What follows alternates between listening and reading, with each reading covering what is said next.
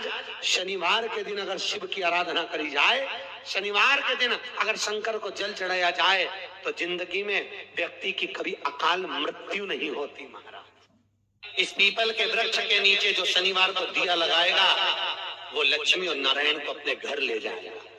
इसलिए शनिवार के दिन पीपल के वृक्ष के नीचे दिया का प्रमाण है। महाराज और सुन दरिद्रता देवी, तेरे पेड़ के नीचे जो खाली हाथ आएगा तू उसके घर में प्रवेश करेगी, और जो भरे हाथ से मतलब पानी का लोटा ले जाओ, कंकु ले जाओ, चावल ले जाओ, रोली ले जाओ, कुछ भी, जरा सी शक्कर ले जाओ, गुड़ ले जाओ, आटा ले जाओ, और पीपल के पेड़ के नीचे कभी खाली हाथ मत जाओ।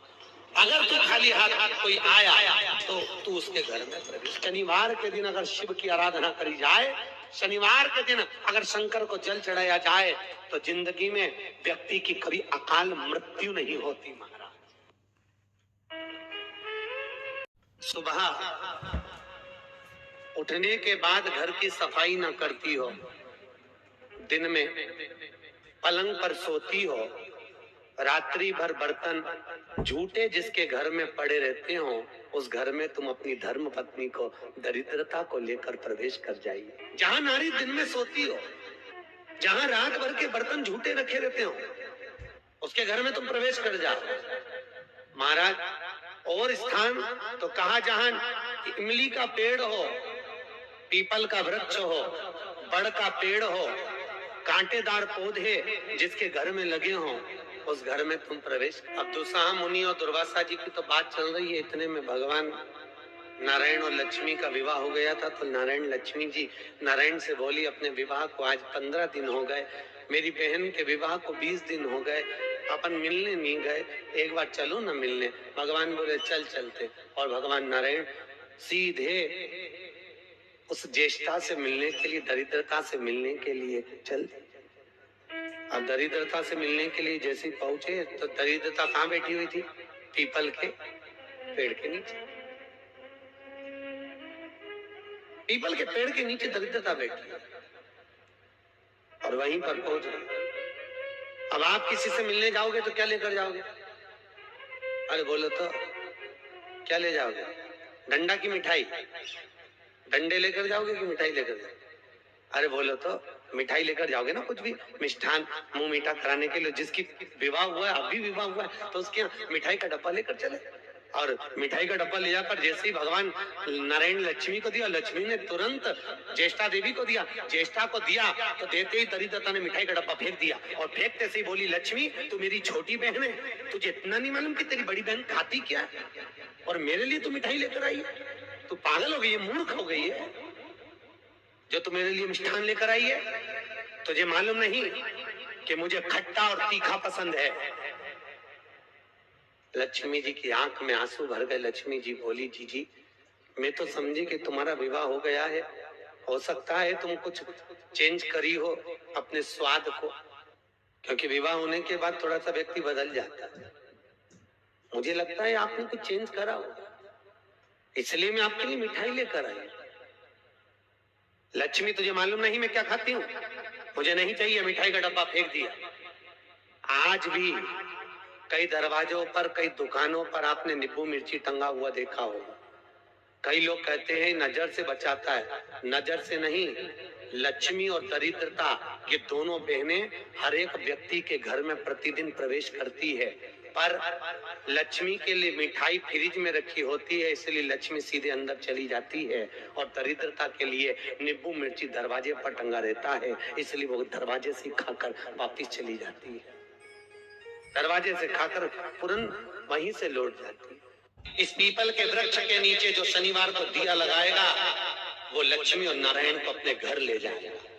इसलिए शनिवार के दिन पीपल के वृक्ष के नीचे दिया का प्रमाण है। महाराज और सुन दरिद्रता देवी, तेरे पेड़ के नीचे जो खाली हाथ आएगा तू उसके घर में प्रवेश करेगी, और जो भरे हाथ से मतलब पानी का लोटा ले जाओ, कंकु ले जाओ, चावल ले जाओ, रोली ले जाओ, कुछ भी, जरा सी शक्कर ले जाओ, गुड़ ले जाओ, आटा ले जाओ, और पीपल के पेड़ के नीचे कभी खाली हाथ मत जाओ।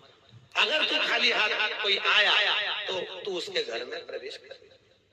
महाराज भगवान विष्णु ने दरिद्रता देवी को देखकर कहा, अरे ओ दरिद्रता देवी, लक्ष्मी जी की बड़ी बहन ज्येष्ठा, आप पीपल के वृक्ष के नीचे बैठी हो, इस पीपल के पेड़ के नीचे हम लक्ष्मी जी के साथ शनिवार के दिन आपसे मिलने के लिए आए हैं। शनिवार के दिन जो पीपल के वृक्ष के नीचे दिया लगाएगा, उसके घर में कभी संपदा की कमी नहीं होगी।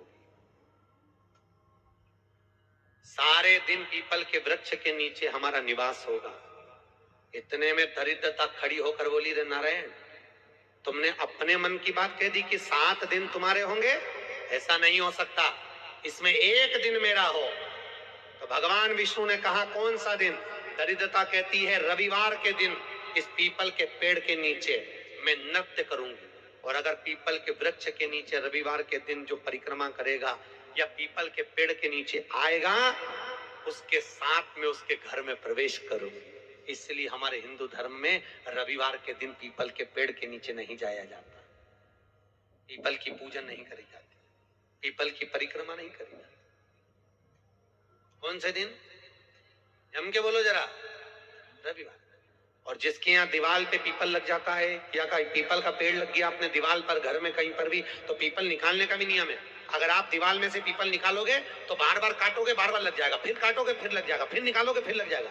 दीवार में पीपल लगता ही रहता है। अगर दीवार के पीपल को निकालना है तो नींबू और मिर्ची, इन दोनों को 3 घंटे पहले पीपल के पेड़ के नीचे रख दीजिए और रखने के बाद में फिर पीपल को रविवार के दिन उखाड़कर कहीं दूसरी जगह लगा दीजिए। उसके बाद कभी दीवार में पीपल नहीं। वर्णन किया, आज फिर आपको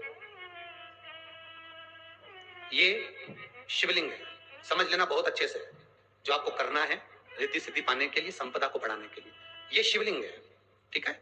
ये गोल जलाधारी है, ये चरण से जल नीचे गिरता है। शंकर जी का पूरा परिवार शिवलिंग के आसपास में है।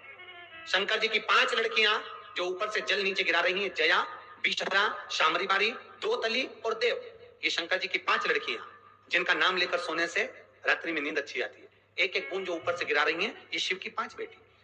जहां से जल नीचे गिरता है, शिवलिंग का जो जल नीचे जाता है, उसके राइट भाग में गणेश जी का स्थान, लेफ्ट भाग में कार्तिकेय का स्थान, बीच में शंकर जी की सबसे छोटी लड़की अशोक सुंदरी का स्थान। शिव महापुराण की कथा कहती है और गणेश चरित्र अपन श्रवण कर रहे हैं। और कल से चतुर्थी लग रही है।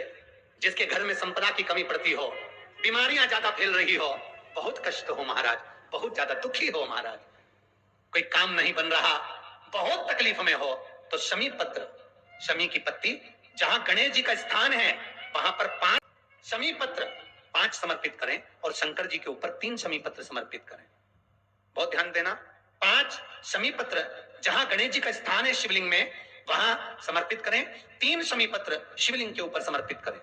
1 शमी पत्र शंकर जी की चौखट पर लेफ्ट भाग में, जाते समय आपका उल्टा हाथ, जब मंदिर से निकलो तो उल्टे हाथ पर लेफ्ट भाग में शंकर जी की चौखट पर समर्पित करें 1 शमी पत्र। और महाराज टीका दिया, जहां लेफ्ट भाग में आपने शमी पत्र रखा है, मंदिर में ना दिया लगाकर बाहर की ओर जहां शमी पत्र रखा है, उसके ठीक साइड में एक घी का दिया लगा दीजिए।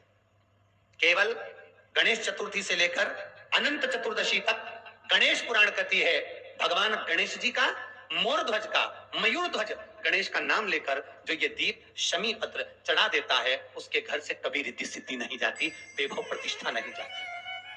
कर देखना, अगले साल तक आपका व्यापार कितना चलता है हमको बताना जरूर।